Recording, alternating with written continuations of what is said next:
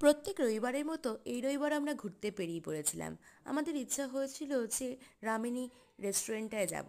রামিনী রেস্টুরেন্টটা royal Calcutta turf ক্লাবের ভেতরে রয়েছে।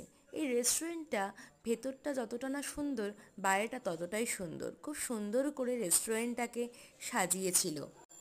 সানডে ছিল বলে প্রচুর মানুষের ভিড় ছিল। তো আমাদের কিছুক্ষণ বাইরে ওয়েটিংয়ে বসে থাকতে হয়েছিল।